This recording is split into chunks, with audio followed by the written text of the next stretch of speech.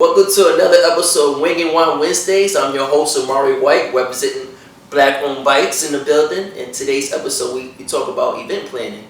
And we have a special talented young lady by the name of Tiana is in the building. Hello. Can you break it down, tell us what you do as regarding towards your business? Yes, TIM Events. I am an event stylist. I decorate events, anything from baby showers to gender reveals to kids' parties.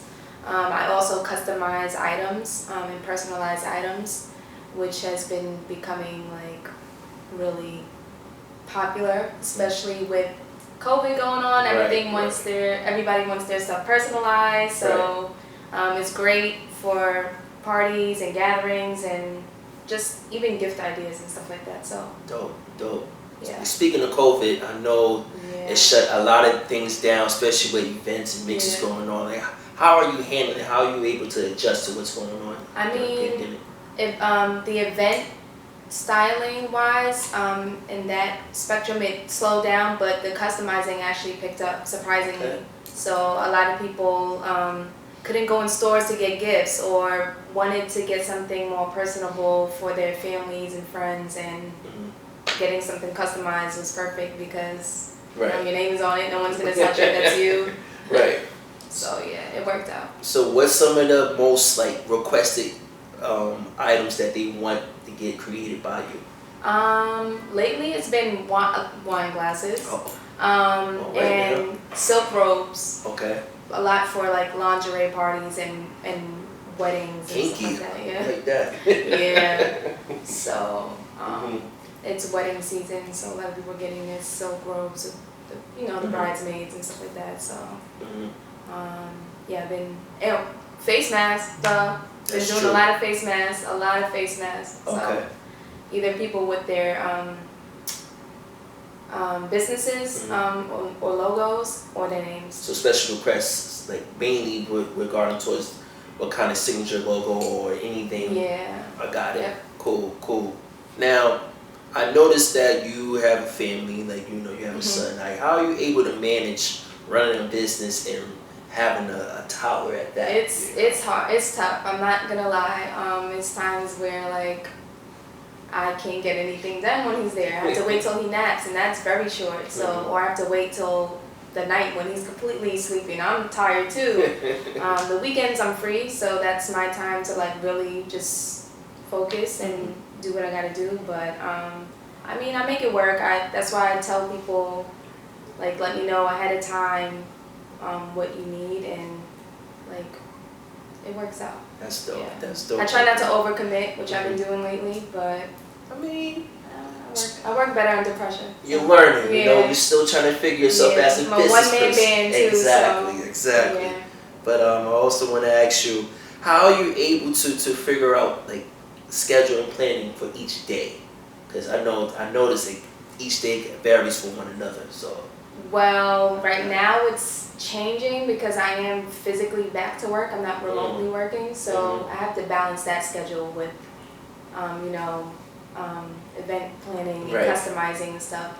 So as far as customizing, I say 2 weeks minimum advance, and for event styling, a month minimum advance. Okay. So depending on what they need. Dope. So I mean, I just put everything in my calendar, and I have to make it work. Google Calendar? No, my calendar at home. Oh, no.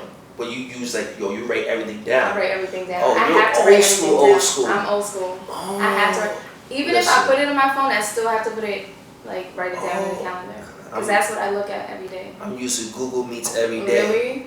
All that. I What like to write happened? it Click down. this link for this video conference call. Yeah. Link it up. I feel you. I mean, it's in my handwriting. I look at it. I feel like I can pay attention Dope. more to it. So. Okay. And highlight what's priority and stuff Right. like that. So. Nice. So let's say for instance the viewer who's watching this interview is taking a day inside your shoes, and you're trying to figure out how to set up this event. Walk us into your thinking when it comes to putting together an event for somebody. Well, what do you mean, the day of when I'm the actually? day of, yeah. The day of, again, there are a lot of event planners who have a team like bringing things over and helping them decorate, I'm doing that all on my own. So I pack up the car usually the day before, so I can have that ready and just go and like decorate right away. The day of is very hectic. I'm bringing stuff depending on what the venue is. Right. Bringing it in there and unloading everything. Then like it's so much stuff to decorate. Where do I begin? Like stuff like that. But I mean, I have to have at least 2 hours, depending on what thing. But at least 2 hours, and then I just focus and get it done. Right. It's a time crunch. So what's the largest party you had ever like organized an event for, like, or you had to make sure it's pretty much running smoothly, like? The largest, it was a baby shower. It was a large baby shower. This was before COVID. And you did this all by yourself? All by myself. I'm interested. I actually worked with vendors though, like for stuff that I personally don't do, like the backdrops and stuff, so they had to bring that with the curtains.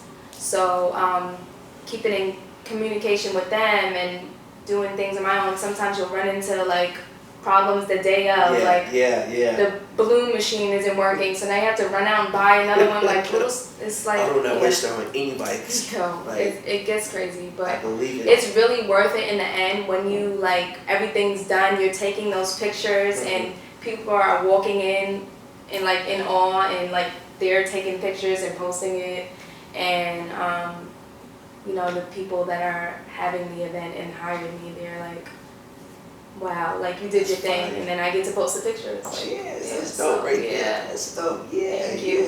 I actually started it.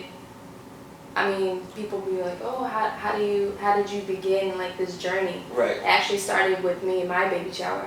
Okay. I had a lot of time to plan, and I'm asking all these vendors like, how much is this? And I'm like, yo, these prices are crazy. I got a baby on the way. I'm not trying to spend this much. Not when I'm protected. You say Palooza. Exactly. But with a baby on its way, I'm like, yo, these prices are crazy. And I'm a DIY kind of person. Like I do stuff. I'm already creative. Like I do stuff on my own when I get home. Right. So I'm like, this costs this much. Let me try to do it myself. So I started. I was like, then I eventually just planned my whole shower. So I did everything on my own.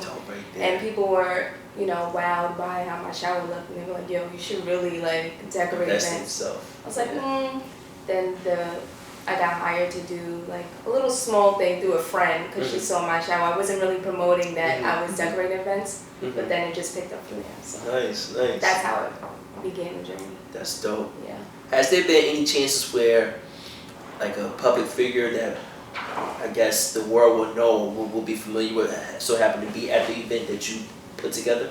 Any chances that like did a random rapper like a Fabio Foreign or a Casanova was? Well, Casanova came to my baby shower, so he came to my baby shower as a guest. So I definitely was under pressure with that. Shout out to Cass. Dope. Definitely so that was dope. That actually like helped me. Yeah. Nice. So, how important it is for you to support Black-owned businesses? Very important. I feel like, I mean, in my side thing, I work in a bank, and I see this money coming in for these like Mexicans, the Asians, the Jewish people, like they all keep their money within their community, right? And that's how they build. And I feel like we need to like support each other more and buy from each other more and keep the money in a circle, and that's how we like, you know, build and make this money. So I agree.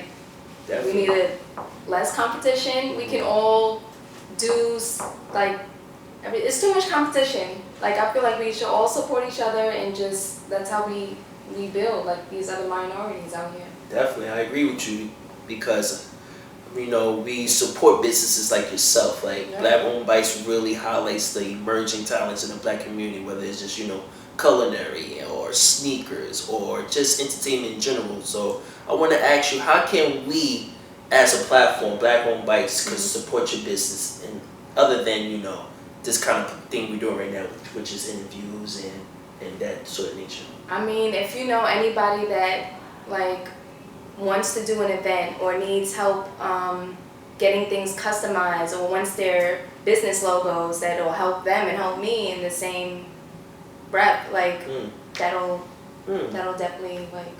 I mean, after this interview, people's going to be definitely tuning in because you're a Yes, one-man band at the end of the day. One-man band. And once they follow your IG, your business account, which is... My Instagram is TI of Events. That's TEYE of Events. So hit me up on Instagram. I'm there. DM me, and we can get it started. You better support her. Yep. Because you're going to regret it when she doing dope events for Rock Nation and for Beyonce and Kylie and Stormy, because I'm going to be there, turn up with Travis Scott. Straight up. But nah, this is going up exactly. It's only right from here on out.